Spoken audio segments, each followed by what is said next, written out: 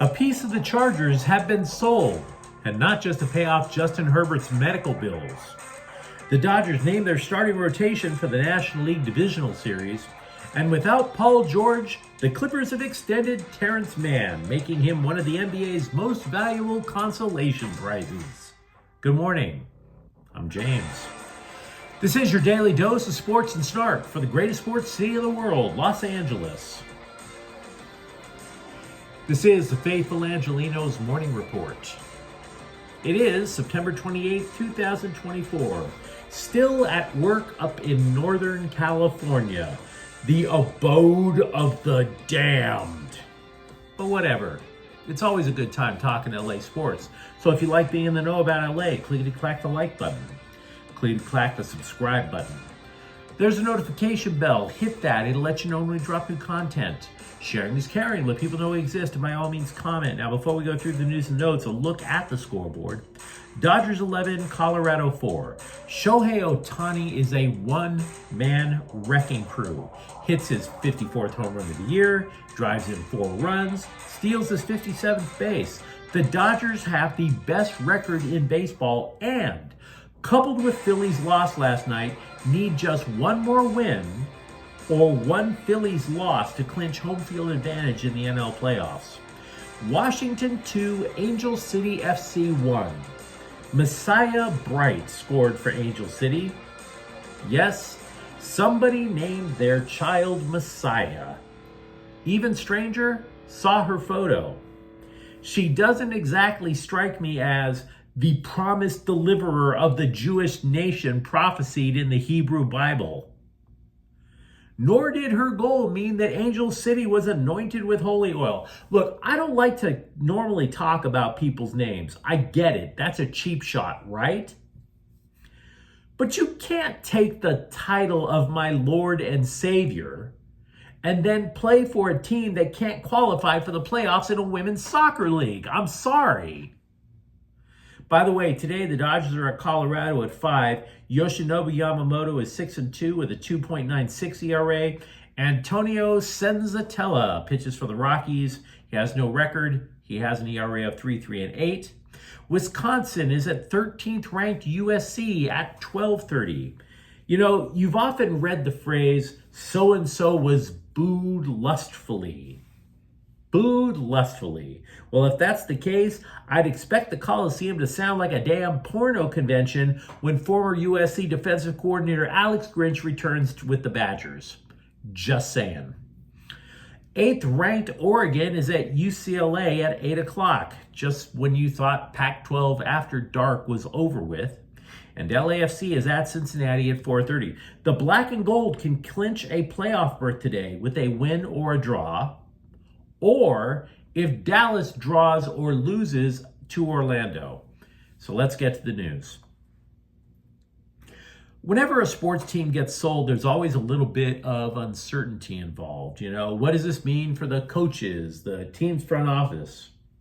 Will payroll get cut? Hell, I bought a share of Orange County Soccer Club, and this year they started to stink. Sorry, Irvine. Not my intent. But I do bring this up because a significant stake of the Chargers are about to get sold, and I think it's a lovely idea. I really do. I think it's going to be stabilizing. Tom Gores, who also owns the Detroit Pistons of the NBA, bought 27% of the Bulls. Now, you might say, wait a minute. The Pistons are hot garbage. The hottest of hot, the garbagest of the garbage. And you would be right. But what would be even worse is if D. Spanos Berberian was still trying to get the courts to force a sale of the whole shebang. That would have been worse. She repeatedly sued her own brother, at least one of those times trying to force a sale of the Chargers, even though her own late father wanted the team to stay in the family. Now, to be clear, none of this is to suggest that Dean Spanos is Nietzsche's idea of an Ubermensch. If you call Dean Spanos a trust fund baby not worthy of spitting on, I wouldn't argue with it. But at least Dean Spanos finally recognized that the old way of running the Chargers just wasn't working, and then he hired Jim Harbaugh. D. Spanos just wanted to get the bag. Let's be real about this. And we know that she just wanted the bag, because once this deal is finalized, all the lawsuits go poof. Now, under the terms of the deal, Dean Spanos retains control of the team. So there's not going to be a Pistons mindset. You needn't worry about the Chargers going 1-15 for 5 consecutive years so they can stock up on draft picks and trust the process. Oh, I almost forgot with the Chargers. Half the team is in the hospital.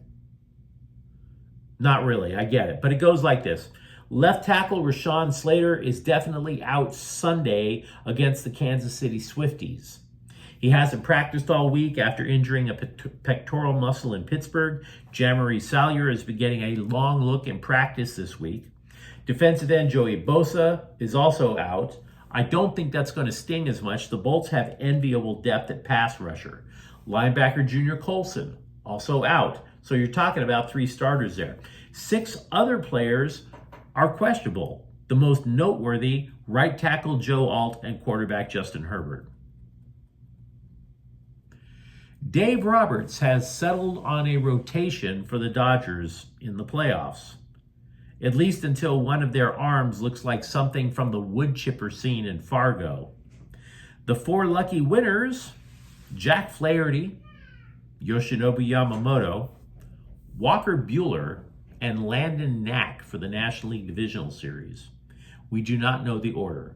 We do know that Flaherty and Buehler didn't even make the trip to Denver for the weekend series. Now, as for right-hander Tony Gonsolin, who was trying to make this last-minute return from Tommy John surgery, he's going to stay in Arizona to keep working. They have not ruled him out for the entire playoffs. They've just ruled him out for the NLDS. Freddie Freeman will need as much time off of his feet, meanwhile, until the playoffs begin for the Dodgers a week from today. Freeman rolled his ankle trying to beat out a play at first base. His ankle swelled up. He described it as a grapefruit. Now, x-rays were negative. What Friedman said is that, quote, they're pretty optimistic that I should be able to go by next Saturday in the playoffs. That's what I'm banking on. I've never rolled an ankle, so I don't know, unquote. Team president Andrew Friedman said the obvious, there is no reason to play Freeman out in Colorado. Also, something to possibly keep your eye on in the playoffs, CBSSports.com is really high on Edgardo Henriquez, who went from single A to LA in the span of 1 season. They think if the Dodgers make a run, Henriquez and his 103-mile-an-hour fastball is going to wow a lot of people. Now, I'm not so sure. They already have a flame-throwing reliever in Michael Kopech, and Henriquez has bouts of not being able to find the plate. So let's not make that a guarantee. The Clippers have extended Terrence Mann for another 3 years, ponying up $47 million. He's been with the Clips since he was drafted by them in the second round of 2019. They're going to need him. He plays wing, just like Paul George. Team president Lawrence Frank spoke of Mann in terms that almost suggested keeping him was as much of a priority as trying to keep George. And honestly, I'm not trying to compare the two, but it does make a little sense. Mann is one of the better finishers in the NBA. He gets good position under the hoop, that little arc that you see underneath on the floor. In that little arc, if he gets the ball there, he makes more than 70% of his shots, which means he's not getting blocked. He gets great position. And playing under the hoop invites a lot of other hands trying to steal the ball. But he's very efficient. He does not turn the ball over. And now he's added an outside shot. He sinks 44% of his threes. Just efficient. But here's a punch in the gut, though. Ty Lue has not committed to starting Mann. Quote, "We just have to see how that plays out," unquote. That's what Lou told The Athletic. So let me get this straight. Dude gets the bag.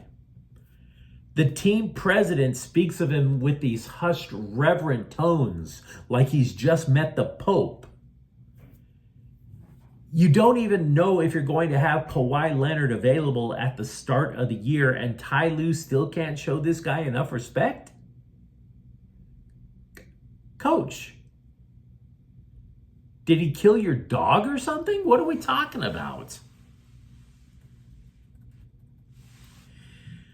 The Kings are looking at Drew Doughty as month to month after his ankle went snap out in Vegas. At least that's what the Kings are saying. Doughty will get surgery at some point. The LA Times reported, though, something worse. Sources believe Doughty will miss most of the season. And we spoke a lot about that in yesterday's clip. But I would be remiss if I didn't revisit the topic once more, because this is the inevitable result of some of General Manager Rob Blake's most chowder-headed moves. Because you need quality people to replace him, right? To try to eat up the minutes. There's no Sean Dursey anymore. Blake sent him to Phoenix. There's no Matt Roy. Matt Roy left as a free agent. The Kings didn't want to match. He signed with Washington. And the reason that happened was because Blake gave out one lousy contract after another to players such as Pierre-Luc Dubois, who's not even on the roster anymore. No Brock Faber, who was sent to Minnesota for Kevin Fiala, who's been up and down. You've heard the saying, waste not, want not, right? Well, Blake has obviously wasted a lot. Now the Kings want to replace the minutes from Doughty. Good luck with that, guys. Good luck. I'd be lying if I told you I watched Magic Johnson on Jimmy Kimmel Live the other night. I think society writ large got their fill of Magic Johnson on late night TV back in the 1990s. And if you don't know what that looked like, you really don't want to know. But Kimmel invited Johnson to the show and asked him about Bronny James's future. And this is what Johnson said, quote, "If I'm Bronny, I would tell my dad, just let me play in the G League all season so that I can develop. He needs playing time. He doesn't need to be sitting on the Laker bench and not playing. That's not a knock against him. He's just not ready," unquote. Now, the bloggers who love speculating about the Lakers, they just couldn't type fast enough their hot takes about that, right? Oh my God, polarizing career advice from Magic Johnson. Huge warning to LeBron James. But they never addressed the central question. Can you name anything in that quote from Magic Johnson that wasn't correct? As much as the Magic Hour was wrong, as much as Magic Johnson being seen as a late night comedy show host was wrong, how it was an affront to God Almighty, he's absolutely right with that point about Bronny James. And I don't even know if it's a good idea to suggest that LeBron James is going to be all worked up over what Magic Johnson thinks. LeBron James has bigger fish to fry. The dude was caught on video saying, quote, "Ain't no party like a Diddy party," unquote. Something tells me he's got way bigger concerns right now than Jimmy Kimmel. But you let me know what you think in the comments thread. Talk to me about the future of the Los Angeles Chargers with one fewer Spanos in the mix.